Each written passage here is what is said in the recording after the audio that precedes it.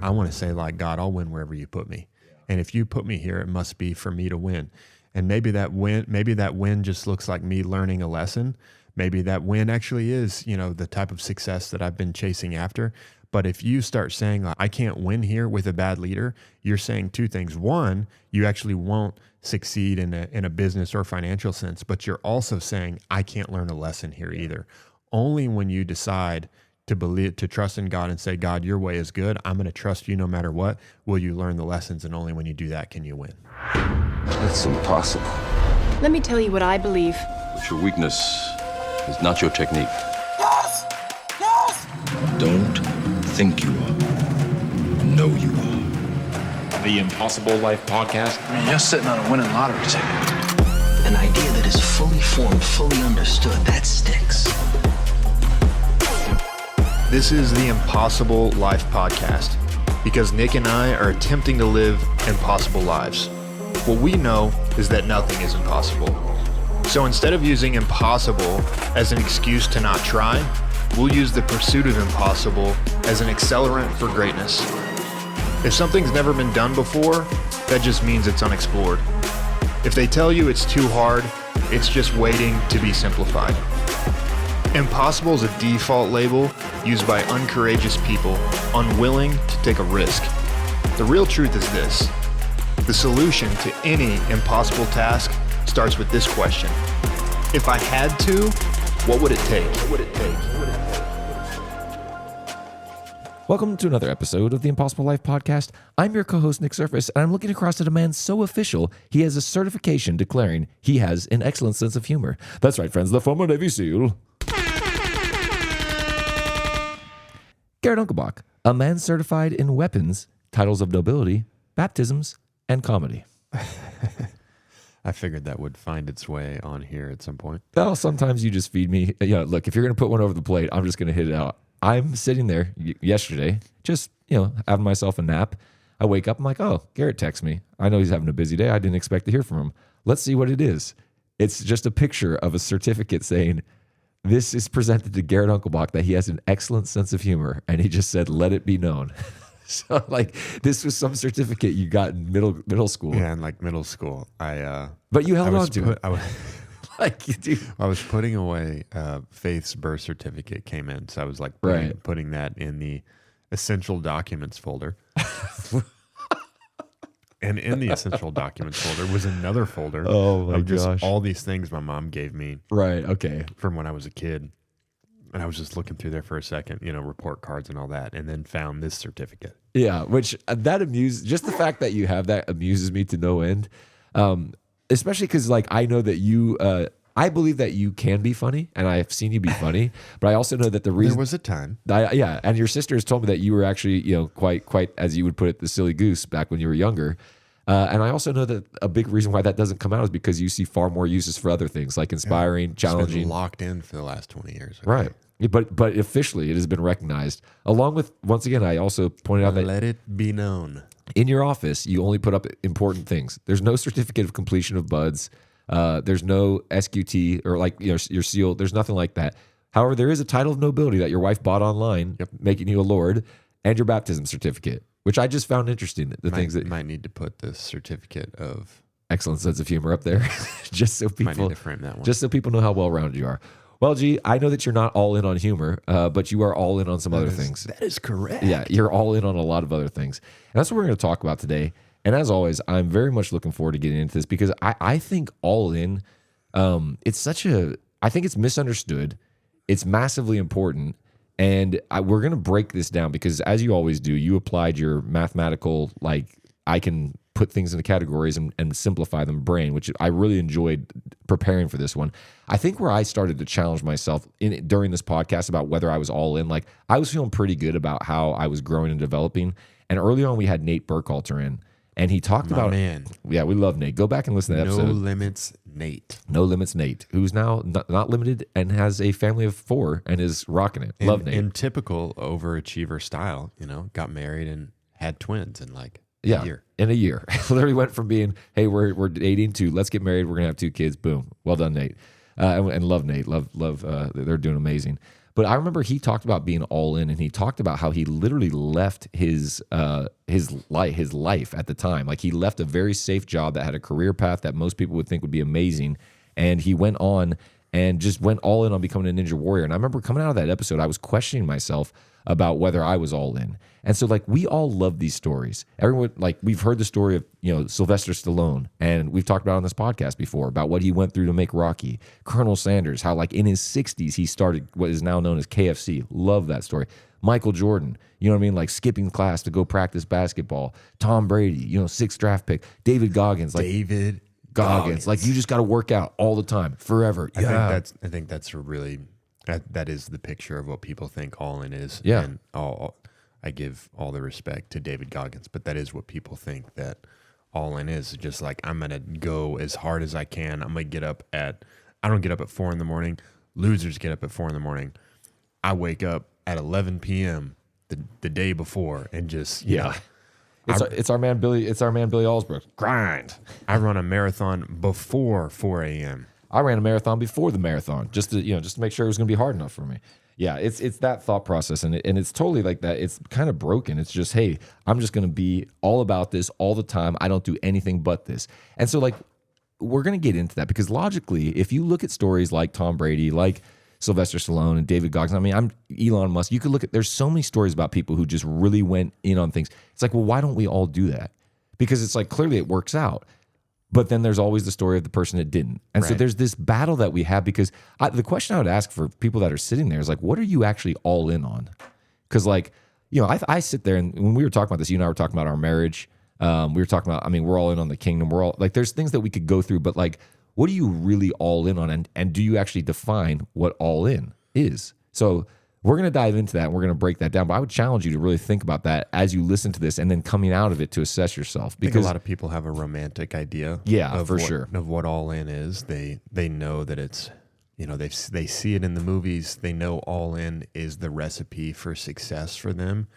But don't confuse all in with just grind, right? And I think that's what a lot of people can think all in is, that it's just, I wake up at 4 a.m. and chug a Rockstar energy drink and I make 300 sales calls all day long, and I do that 365 days a year. Yeah, like I work on Christmas. Yeah, that's really not what all in is. So we want to define some of that today. Yeah, because you said, G, that people have this, there's something pulling on them. What you said when we were preparing is that deep down people know that's what's required of them to achieve massive success or victory they want is to be all in, but they confuse all in with level of effort. And so we've broken down all in to be two things. It breaks down a level of effort and level of commitment. One of your favorite quotes that you always use, G, whenever you talk about this, is Patrick Lencioni. It says, if you can get everyone in an organization rowing in the same direction, you can dominate in any industry against any competition at any time, which is a massive statement. To think about that and to think about where wherever you work, imagine if you had that sort of level of belief in everybody and you actually had that same thought process. That's kind of an exciting quote, but at the same time, it's like, how many people are actually experiencing that? It's a huge if. Right. If you can get everyone rowing. And to me, this, when I talk about all in, because this really is one of my favorite things to talk about, I was saying to Nick, I think this is one of my superpowers, is that I've never been the guy who had the greatest level of effort. I've never been the guy. I'm not the David Goggins guy. I'm not the super talented person, that just has massive physical ability or whatever. But where I looked at how do I win in life is really what it comes back to, like biblical hold fast. And this is something that God valued greatly, is can you obey my commands and can you hold them all the way to the end? Right. This is what God is looking for. This is what leads to great fruitfulness and success. And so just in looking at what commitment actually is, commitment's not, you need to go hard at times in your life. We've talked about this before when we talked about winning philosophy, that you have to work hard. That's not why you win, right? You have to give a high level of effort, but that's not what commitment is. Right. Commitment is holding fast to the end. Commitment is to give yourself to something fully. Just like you commit in a marriage. You're not saying, well, let's try this hard for a little while and see if it bears fruit. And if not, we'll just bail out on it.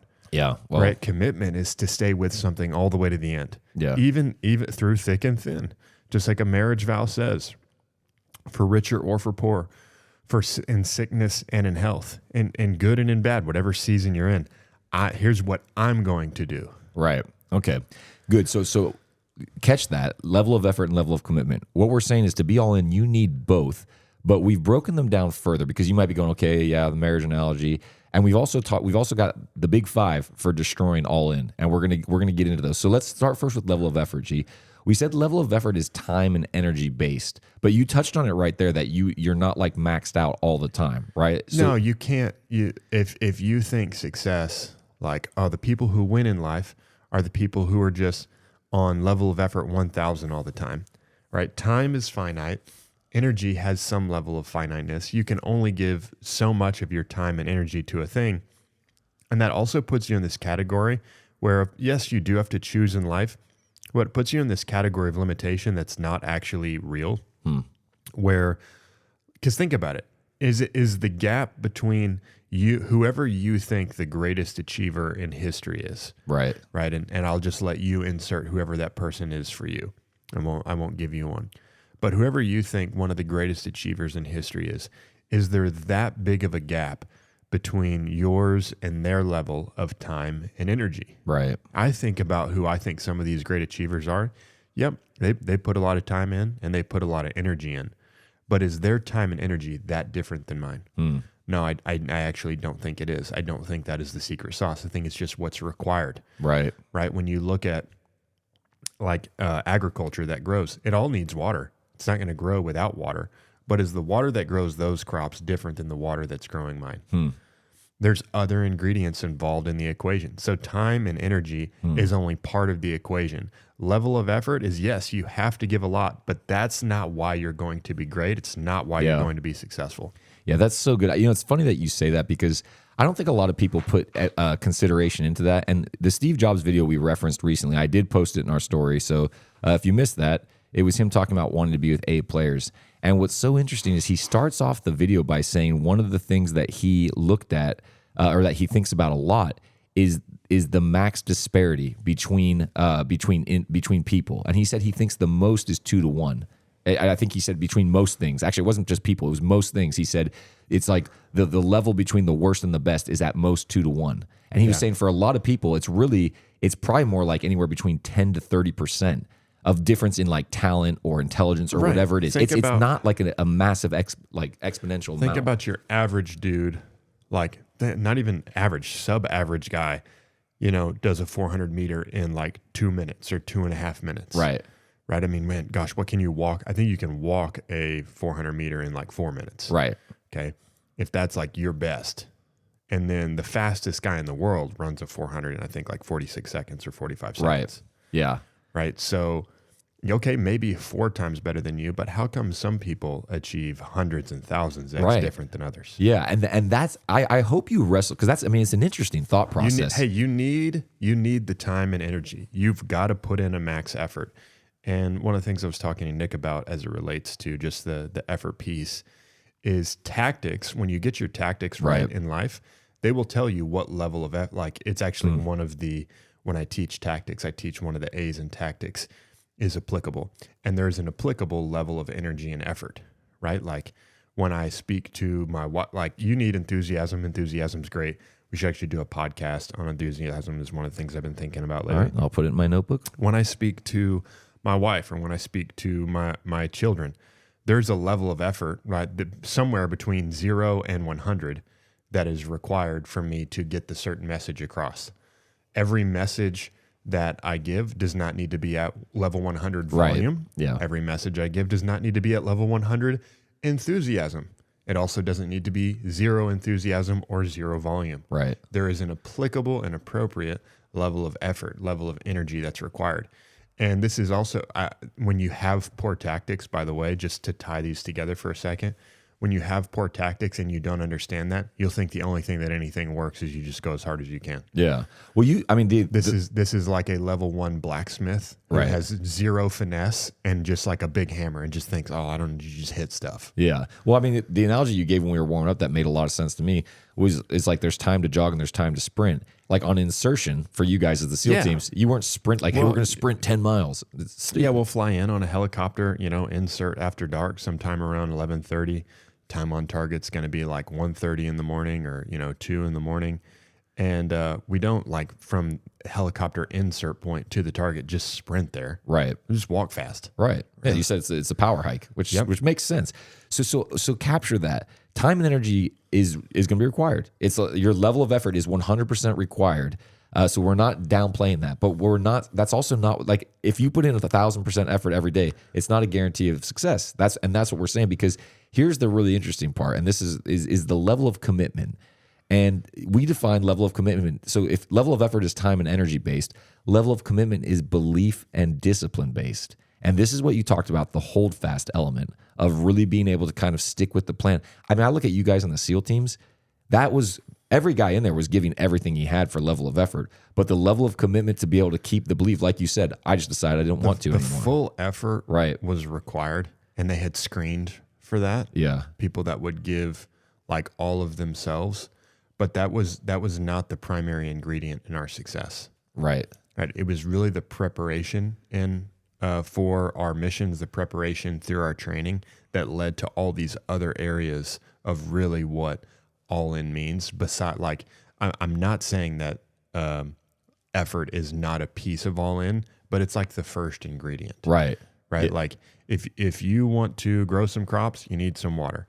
If you want to start a business, you're going to need some effort. You're going to need a little bit of time, but it is one of many ingredients. And I think where people miss it in all in, because what the all in formula, the cookies that come out of that oven, they are the chocolate chip cookie dough of success, right? Like if you want what all in produces, but level of effort is just one of the ingredients. Yeah. So as always, I said, gee, let's define this. Like we go in there and I feel like I prompt your brain. We discuss things. We talk about all sorts the way I enjoy our process for creation. And so Garrett was, I don't know if he was looking off into the sky, but he just said, commitment is the ability to maintain objective course, effort, and discipline from beginning to end. Wasn't that just nice and simple, man? Like that's all you got to do.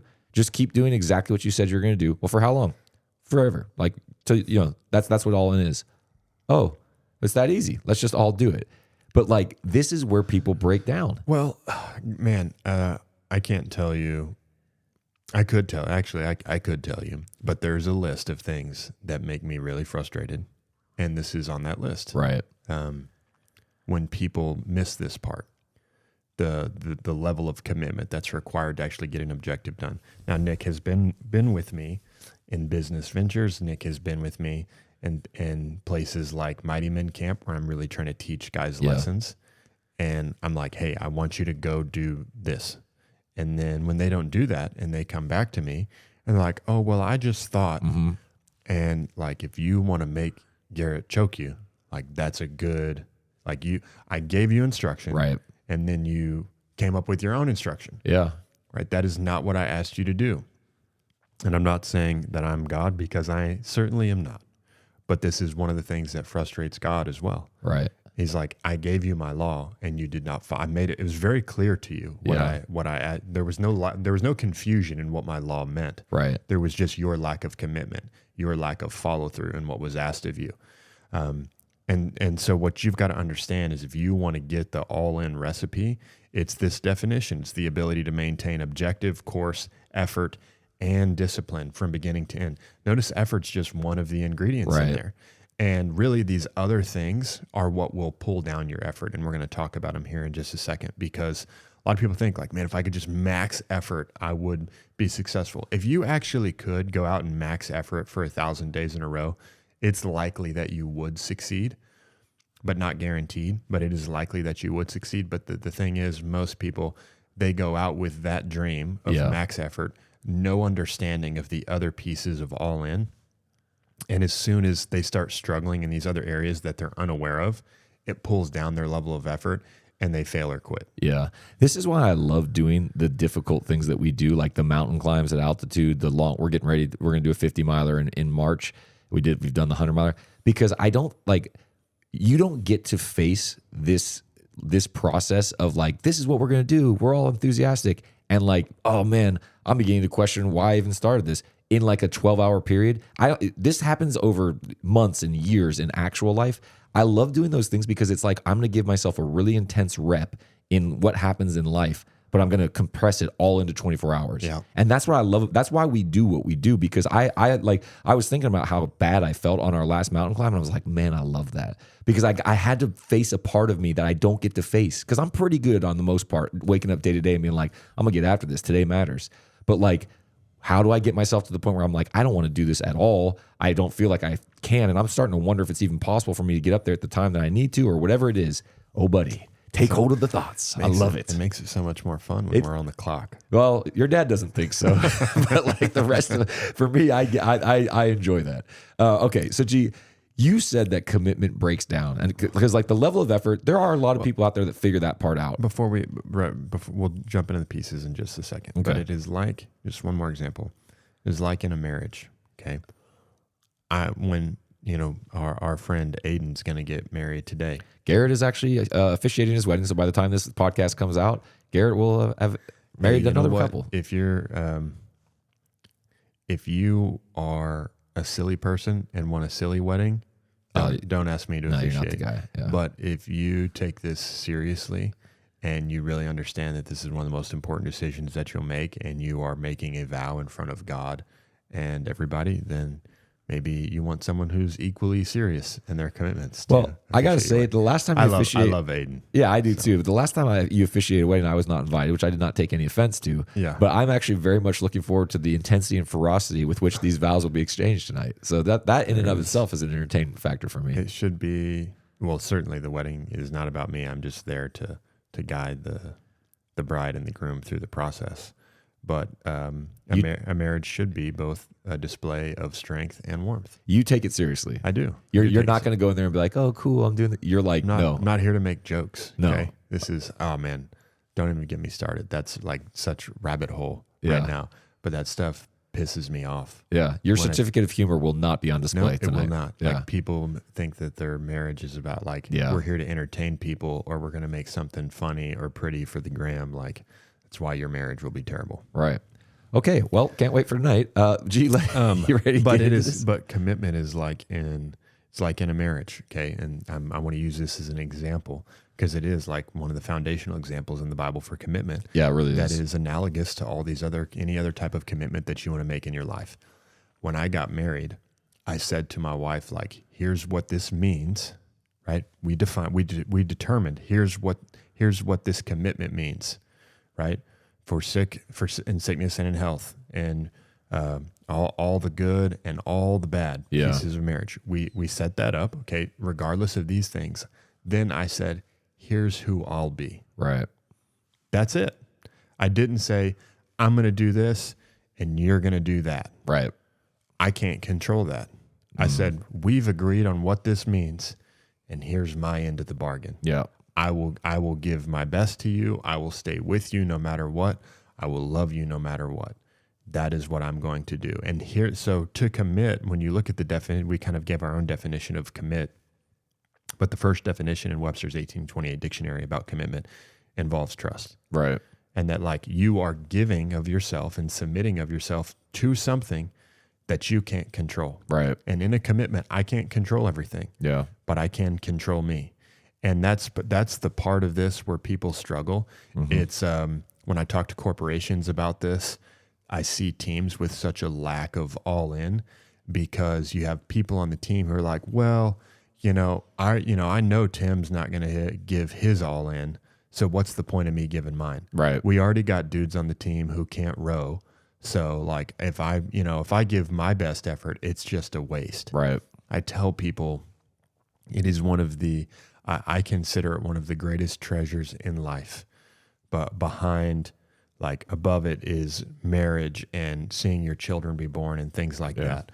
But right up there with some of the highest treasures in life is to be a part of a great team, to where we could only do this if all of us give our very best. Yeah. No man could do this alone, but if all of us give our very best, we could multiply. There could be synergy. We could have what Aristotle called synergy, where the sum of the parts is the sum of the whole is greater than the sum of its parts. The 1 + 1 = 3 is one of the greatest things that you could ever be a part of. But a lot of people, they'll never get to experience, because every team that you are on, you are a detractor, and you don't realize it. You think that like you're just waiting for like I'll when the good team shows up, I'll be an A player. You'll never be an A player. Right. A players are the people who say, you know what, I'm going to help everyone else here be an A player. You have to have the thought process of, if it's going to be, it's up to me. The Henry Ford, whether I think I can or I think I can't, I'm right. You got to be someone who says, you know what, regardless of the perfection of the other side of this commitment, I know if I give my best, it'll bring them along in the process. You got to be someone that when you join the team, you say, you know what, I'm going to make the team better. I'll give more than my 100%. I'll give my 100%, and then I'm going to go help the guy on my left. I'm going to help him figure out how to give his 100. Then help the guy on my right, help him figure out to give his 100. And I'll keep giving my 100, even though it's not paying back return on the 100, until I help everyone else figure out their piece. And if you'll decide to have that type of commitment, whatever it takes, not just, well, I'll give my max effort, but as soon as it doesn't have a return, I'm done. If you'll decide I will do whatever it takes, if it's going to be, it's up to me person, that's where you'll truly see the fruit of all in. So let's talk about some of the places where commitment, not effort, but where commitment breaks down. Yeah, I love that. And we're gonna get to what this looks like for you as an individual and a team, but we're also going to give you a hidden but obvious key for what underlies all this, because you're going to see it. So, there's 5. We called them the big 5 of what breaks down commitment. And number one thing, is lack of trust in the leader, right? That's I think it's so easy. I think about all the different companies I've worked with in my career. What I always say, it's hard for people to actually think who was a great leader that you've worked with. Yeah, that's a short list. I've worked with, at this point, I think I've worked with over 100 different companies or organizations that either I've if I just started making my list, teams I've been a part of, teams I've led, and teams I've coached and consulted with, over 100 teams on some level of organization that I've worked with. And my list of leaders that I'm like, that is an admirable dude. Yeah. It's on one hand. Right. Yeah. I mean, I've worked with plenty of good ones. Yeah. And I've seen plenty of like frustrating, bad players with one great skill set. I've seen lots of those. Exactly. But of the ones where I'm like, man, like everyone on that team is blessed because that guy is their leader. One hand. Yeah. And I would agree. I mean, I've been consulting for 9 years, I think now. And one of the great things about being a consultant is you work with multiple companies at once. So like if most people, they're like, oh, in my course of my 10-year history, I worked for 3 companies. I'm like, yeah, I did that the first half of last year. It's like doing a research paper for you because it's like, well, I'm working with 7 different teams at one time. Well, this guy's not like that guy, and that guy's got exactly what this guy doesn't have. It gives you a great lens. Yeah. And I've been doing that for 9 years. So I've got a lot of and it's the same thing. I'm not there to consult them on their leadership, but because of who we are and what we do, I'm always aware of it, because people have this thought process in marketing where they're like, we just got to get the marketing right. I'm like, if only that were true, but like, that's honestly a lot of people's attitude. Well, but by the way, I'm just going to go ahead and fill in the blank for you guys. If you didn't figure it out, these ways that commitment breaks down, these are called excuses. Right. And one of the excuses that people give for their lack of commitment is like, oh, our leader's not a good leader. Yeah. It's not, just so you know, not a valid excuse. Right.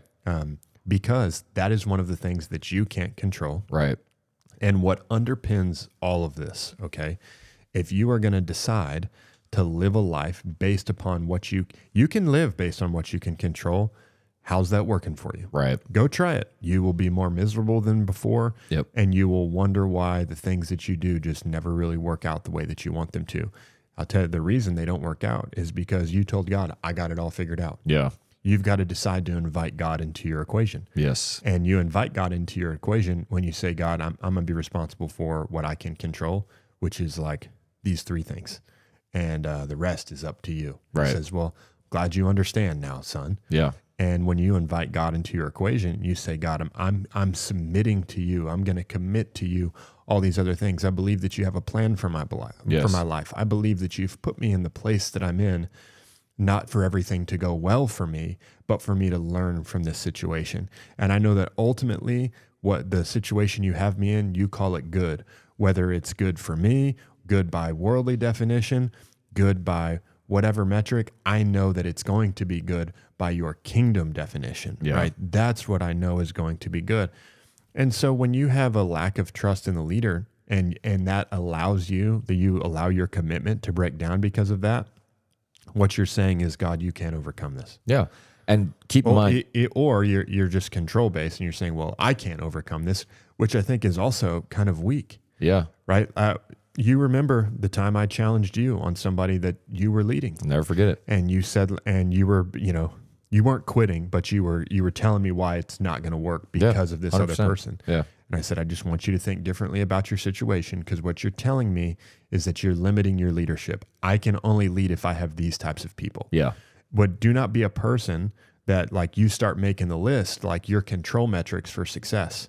The shorter you make that, the longer you make that list, the less you'll succeed in life. You've got to decide, you've got to define for yourself that, you know what, I can win even if I don't have a great leader. Yeah. I can win. Some of the first lessons I learned in my life, and I don't know, I could put together some of the pieces of my story, some of the ways that God made me, some of the teams that he put me on.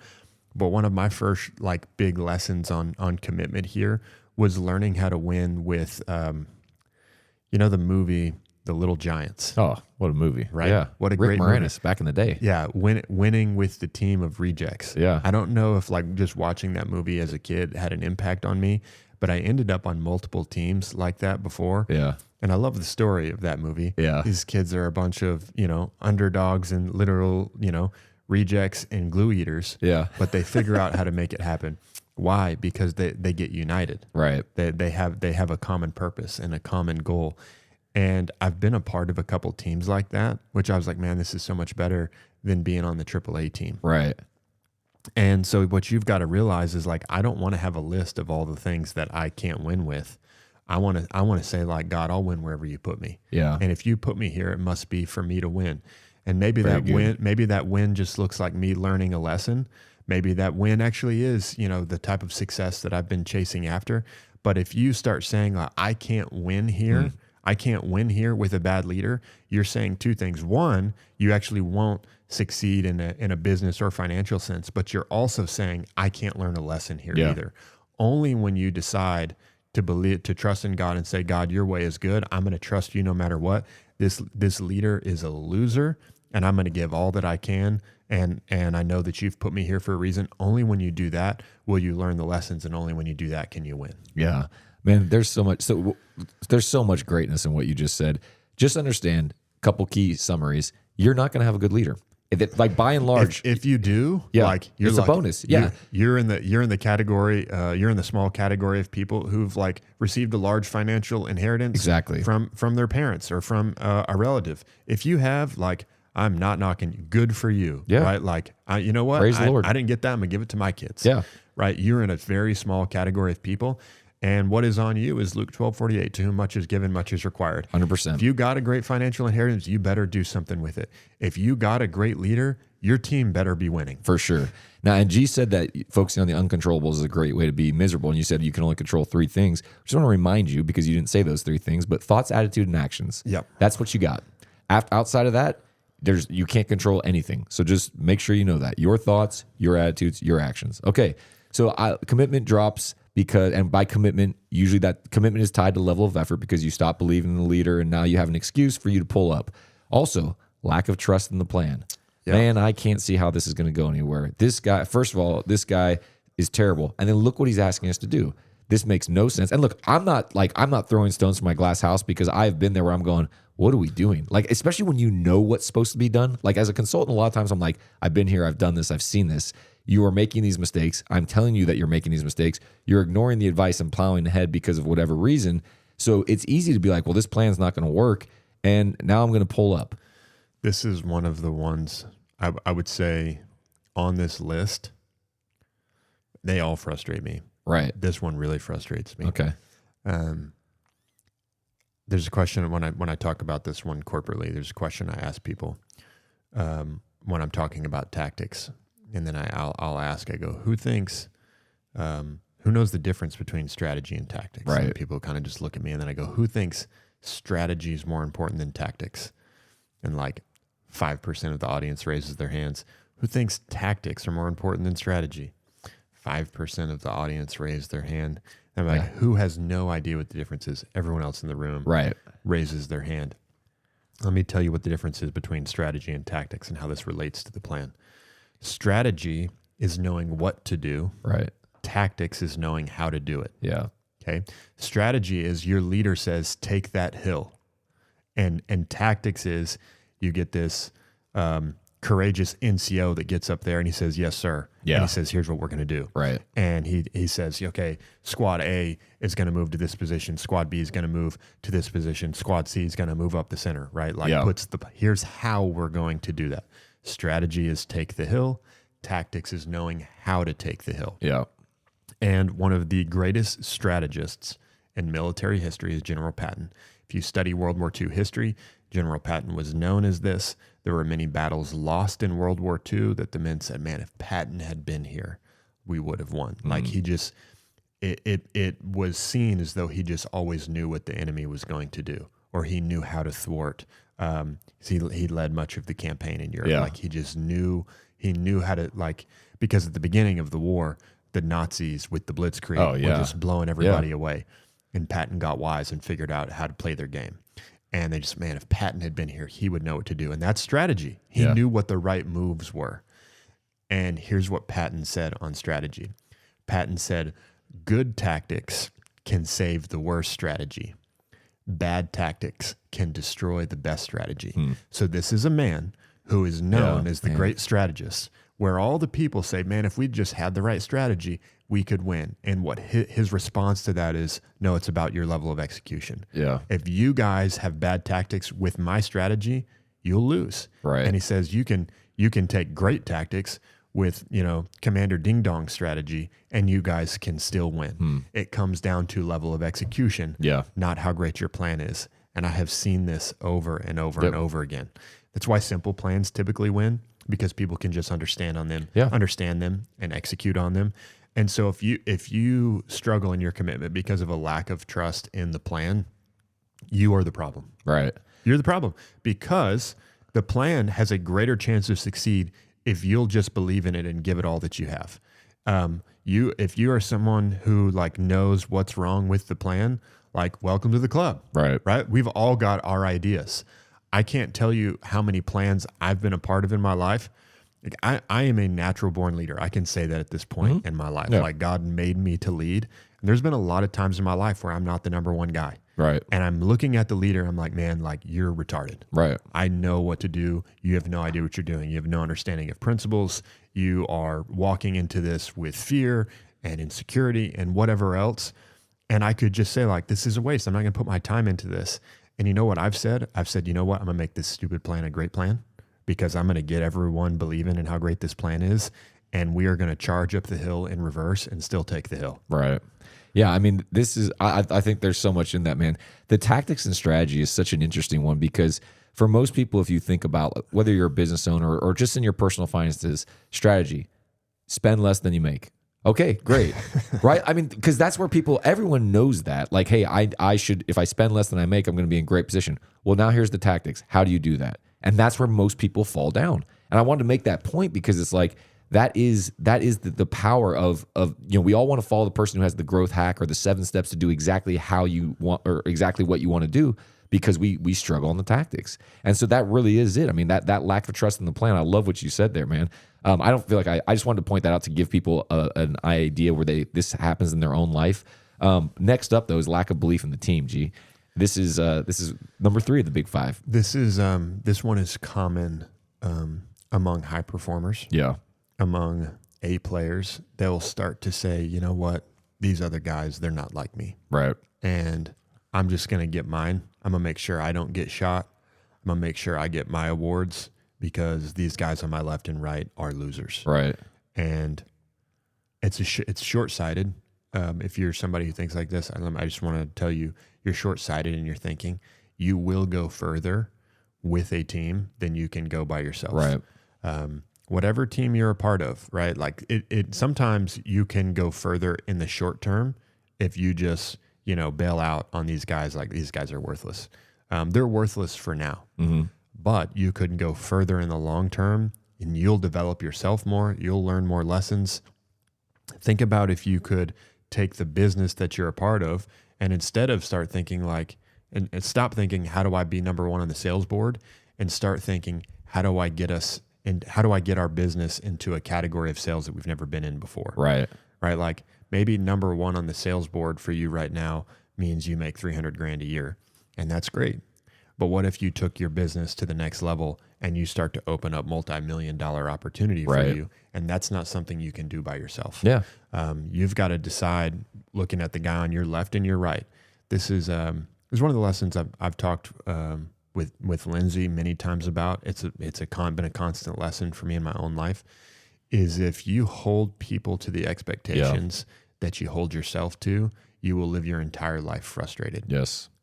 I can't do that. I can't ask people to be who I am, do what I do, think the way that I think. And not that that's perfect. It's just my expectation of myself. I can't do that. What I'm constantly trying to get people to do is just move one position up the pyramid in the motivation pyramid. Just decide today, I'm going to do more than I did yesterday. Yeah. I don't have to get you in a day or in a moment to commit to like, I'm going to Edmund Hillary Everest with my life. I can't do that. And I'm not trying to do that. But what if I could get you to just believe that you could go a little bit further? Because here's the way that I look at it. Every 1% effort that I can grow of a team member is a multiplication of the entire team. It's more than 1%. Yeah. Right? If I can get this one person to row 1% further or 1% harder, I know that also has an impact on all the other members of the team. And I'm cutting out their ability to divide my efforts and to divide other people's efforts. It is, and by the way, Scripture calls this some of the greatest fruit of the gospel. It's called unity. Right. If you guys can all be in unison, that is the great fruit. Yeah. And this is, it's one of the things that I talk about when people ask me about like government related things or conspiracy related things. And they think like, oh man, they're all like against us. I was like, here's what I know Satan can't do. Yeah. He can't do unity. Right. He can't get all of these people very good. to all think the same thing.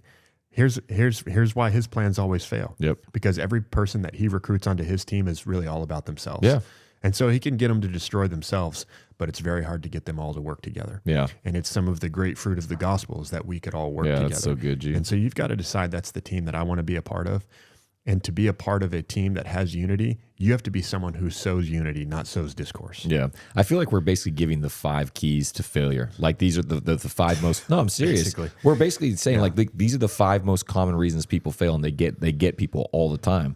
Because next up, man, we talked about this one a lot, lack of focus or awareness. Those first 3 are they're heart issues. They're external, they're like external focused, I think. Yeah. This next one, so number 4, lack of focus or awareness. I have mercy for this one for a while, Right. not for forever, Right. because I've only learned this because I've had good teachers.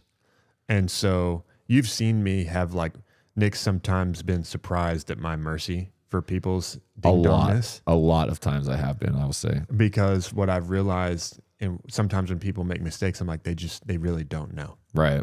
I'm going to teach you and you better learn. Right. And if we have this problem again, there will be less mercy, but I actually have a lot of mercy for people. Because I'm like, you just didn't, nobody told you. Yeah.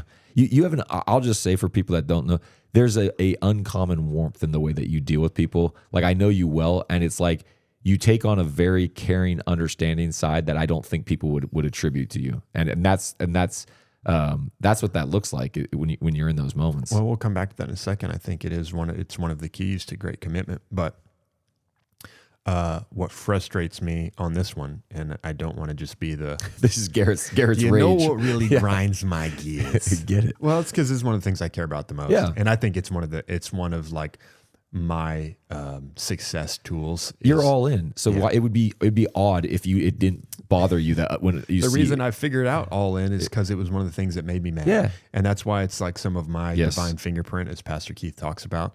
because like you want to know like what your special is. Yes. It starts with the stuff that really pisses you off. 100%. And so one of the things that really pisses me off, I have mercy for in the beginning, is like a major lack of focus or lack of awareness that people have. Right. And this is kind of what I was saying in the beginning, where I'll tell somebody like, hey, this is what you need to do. Yeah. And then I come back like, what were you doing? They're like, oh, well, I just thought, right? Like you weren't thinking, you were thinking about some random stuff, not paying attention at all to what's happening around you. And you just ventured off into la la land. Right. Right. Focus is eliminating the distractions and maintaining a clear picture of what is the objective. Right. Okay. And so I understand this is one of the things that I have to teach people because they've never been taught this before. If you don't know how to focus, how to get the right things in view and remove all of the wrong things, you are going to be so susceptible to distraction. If no one has ever taught you what awareness is, which is like literally to have a circle of awareness, to have your zone of things that you're paying attention to, not to receive all the information, but to receive the right information. I don't need to be on every radio station, but I do need to be on the one that my team is on and be paying attention to it. Whereas like some people are like, oh, I'm trying to listen. It's like, no, be on the radio channel that we're all on. And when I speak to you, respond. Right. Right. That's the awareness part. And focus meant understanding here's what the mission is. Here's what my commander says. Here's what the word of God says. And I'm going to focus on that, not all of the other miscellaneous things attached to it. The simple analogy that I give for this that makes the focus and the mission focus really clear is it's like when you're doing an event, the purpose of like there's a purpose for the event and you have all these plans that help conduct the event, but the mission is not to conduct the plan. Right. Sometimes things happen and it's like, okay, the mission hasn't changed, but the plan has now changed. Right. And if you are, it's like Eisenhower said, plans are useless. Planning is essential. Right. You've got to do the planning portion so that you know when A happens, we'll do this. When B happens, we'll do this. It's not to stick to the plan. So like if you're doing a big event or a conference or whatever, the mission is not the itinerary. Right. But you have to make an itinerary. Right. But that's not the mission. Right. The mission was to lead people to Christ. The mission was a sales event. The mission was market capture. Right. The mission is not the itinerary. Yeah. Very good. Yeah. And so that's when people get focused on the wrong things, those become mission killers. Yeah. And it's just that's the lesson that you have to learn. Yeah. Yeah. I mean, there's so much to that. We talk about how people can be distracted to death. That thought process that you gave of like, oh, well, I was scanning lots of different radios. I think it's so interesting that in the SEAL teams, they screen for a lot of things, but from my observation, one of them, and even in basic training in any military, like you say what you want about any branch of the military, they know how to train a wide range of individuals based on intelligence backgrounds. They have simple, high standards, and they hold them to full like rigidness. Yeah. That's all it takes. Right. And so but this is my point. What's the first thing you learn when you go in? You're going to do your hair this way. It's how you make your bed. It's how you dress. AKA, you're going to learn to do what you're told. Well, it's the high attention to detail. Yes. Where like you've seen me teach the FFI, failure to follow instruction. Yeah. They like, if you tried to screen for the high level things I did as a SEAL, like the training program would be retarded. Right.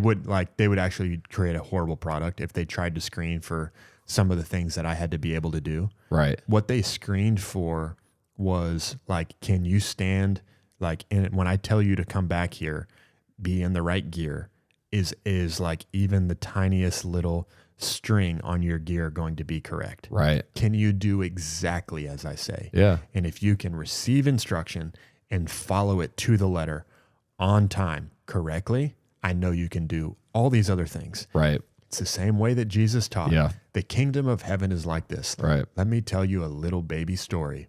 And if you can understand this, you can understand everything else. Yeah. And then what did he do? He took them and he sent them out. Yeah. And he gave them very specific instructions. I was reading that story this week. There's so many interesting things about Jesus sending the 12 disciples out to go and like kind of almost have a test run while he's still there. This is not the point, so we will not get diverted into that. Number 5 in the top 5 reasons for failure, as I've now called this list, is the lack of care. And you were the first person that ever. So I remember I was over at your house and we were going through something, and you're like, "My level of care is low," and I was like, "What was there like an indicator in your bionic brain that just told you that?" I had no idea what you meant, And I'm sorry you don't have a dashboard with all your. I did not get a heads up display built into me by the Lord.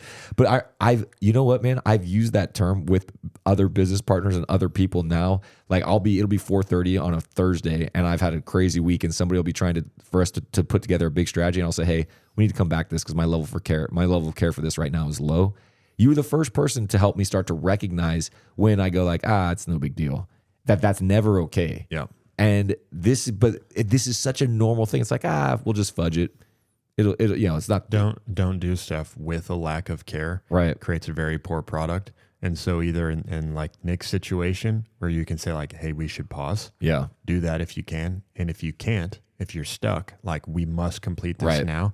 You got to be able to reset yourself and like zoom out, zoom back in real quick on why do I care about this? Yeah, because I mean, well, you said that this is where commitment breaks down. I mean, what does that look like? I mean, I talked a little bit about it from.